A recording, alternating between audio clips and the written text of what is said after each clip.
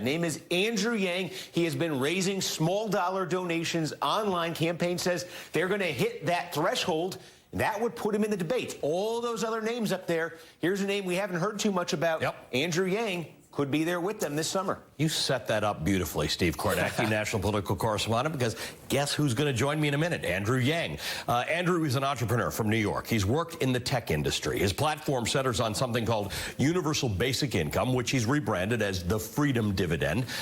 Something I'm going to get into in a little depth a little bit later. But first, Yang says his plan is necessary. It's a continuation of capitalism because it would help address the negative effects of automation in the labor force. He's also campaigning on several other policies, including decriminalizing opioids, Medicare for all, easing the transition to self-driving vehicles. Joining me now, Andrew Yang, 2020 Democratic presidential candidate and founder and CEO of Venture for America. Andrew, good to have you here. Thank you for being with us. Oh, thank you for having me. It's a pleasure. So for folks who are drinking from a fire hose, trying to determine how these candidates all, are set apart from each other, where are you? What do you want Andrew Yang to be known for? What's the elevator pitch for you?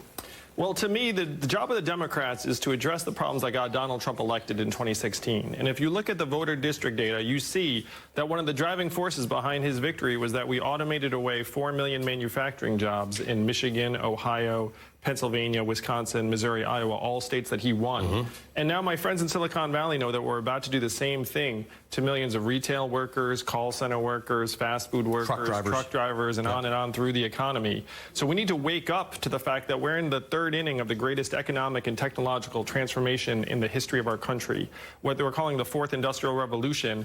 And my campaign is about helping millions of Americans transition through this historic period. I put a list together of some of your policies. I tried to take out those that overlap with everybody else in the Democratic field. You've got a lot of interesting policies that you're interested in pursuing if you were to become president. You defy an obvious place on the political spectrum with some of these policies that my viewers can see rolling on this screen. In a world that wants to know whether you're a capitalist or you're a social democrat or you're one of the 55% of Democrats who want the party to be more moderate or you're one of the 41% that wants them to be more progressive, where do you position yourself?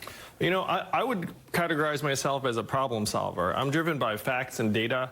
And I think the socialism-capitalism dichotomy in particular is breaking down because no one could have predicted artificial intelligence and self-driving cars and trucks. I have a friend, Eric Weinstein, who said something I thought was incredibly perceptive. He said that we never knew that capitalism was going to get eaten by its son, technology, which is what we're in the midst of right now. So what I think we should do is we need to evolve to the next stage of capitalism that actually revolves around how we are doing, how human beings are doing in this country. You have been propelled with the help, as Steve was talking about, of a devoted online following, the Yang Gang in certain places it's called. You're on almost all of these platforms. You've got a big following. You do have, and a few of our viewers have asked me to ask you about this, you've got a portion of your following on the deep web, which is often populated by people on the alt-right or conspiracy theorists. You have disavowed any of their thinking. Do you have any idea why they're as interested in you as they are? You know, it's a bit mystifying to me. I mean, if you look at me, I'm the son of immigrants.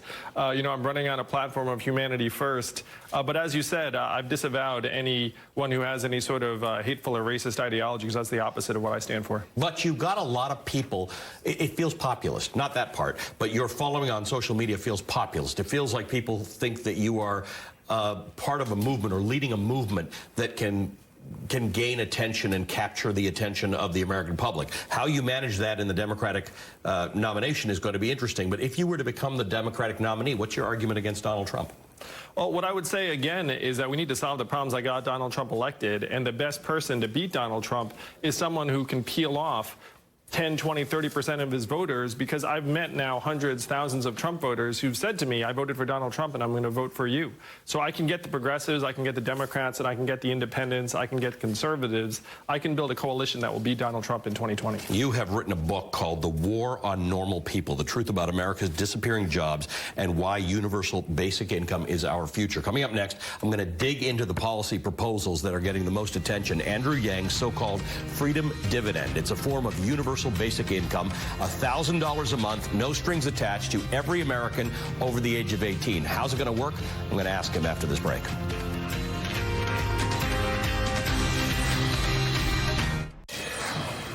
Okay, back with Andrew Yang and the idea of universal basic income. It's an old idea where the government agrees to pay a minimum, let's call it a salary, to each and every member of society, regardless of their earning or their employment status, no strings attached. The idea, give everyone a fair chance to achieve a minimum quality of life and then just maybe eliminate poverty and inequality by lifting all boats. Now, this is gaining some traction, especially in Silicon Valley, because advances in automation and robotics have the potential to put millions of people out of work. A study by McKinsey, the management consulting firm, says technological changes in the workplace could replace as much as 1/5 of the world's labor force, 800 million workers, by the year 2030.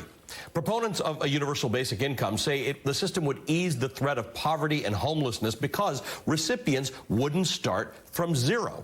Andrew Yang's plan guarantees payments of $1,000 a month, $12,000 a year to all U.S. citizens over the age of 18. Everyone over 18 gets $1,000 with a catch. And citing the his page on this, people already receiving benefits would have a choice, would be ineligible to receive the full $1,000 in addition to current benefits. So it's either what you already get or a new $1,000. If you didn't qualify for anything, you still get the $1,000. The benefits we're talking about are welfare, food programs, food stamps, disability insurance, that kind of thing. Andrew Yang is back with me now. Andrew, you're talking about the idea. You mentioned trucking, right? Good job. Lots of demand. We need more truckers. But one day in the future, when AI and self-driving vehicles become a reality, it's suddenly going to fall off a cliff. That's right. And that's the future you're talking. That's one example of the future you're talking about. We will have more people than work. Yeah, and Americans can see it in their main streets right now, where 30% of malls and stores are closing because Amazon's sucking up another $20 billion in commerce. And working at retail is the most common job in our economy. So we have to wake up to the fact that we're in the midst of this right now. And if you imagine everyone in the country getting $1,000 a month, $12,000 a year, as a parent, we all know what that would mean. It would mean that kids are healthier and stronger and have a better chance to learn, graduation rates go up, mental health improves, relationships improve, domestic violence goes down, hospital visits go down. And we can make this happen. This is capitalism where income doesn't start at zero, and we can 100% afford it. Our economy's up to $20 trillion. What does $12,000 mean, though? How does that meaningfully change somebody's life? Well, if you imagine a household that has 2 adults, $24,000 a year would be a game changer, because right now, 78% of Americans are living paycheck to paycheck. 57% can't afford an unexpected $500 bill. And this financial insecurity has bred this mindset of scarcity that is turning us against each other and tearing us apart. So if you have $1,000 a month coming in, and then you can look at your son or daughter and say, hey, when you turn 18, you're going to get $1,000 a month, then all of a sudden the boot comes off of your neck. And then you can hit your head up and start making assertive plans for the future. How do you pay for it? Well, we have to look around. Who are going to be the big winners in this era of artificial intelligence and autonomous vehicles? It's going to be Amazon, Google, Uber, Facebook. And then we all know Amazon paid 0 in federal taxes last year. So I would submit that it is not their fault they paid 0 taxes. That's their job. But it's our fault. If we've designed a system where a $1 trillion tech company can pay 0 in federal taxes, then something's gone wrong. So the way we pay for this $1,000 dividend for every American adult is we join every other advanced economy in the world and have a value-added tax that would then give the American public a tiny sliver of every Amazon sale, every Google search, every Facebook ad.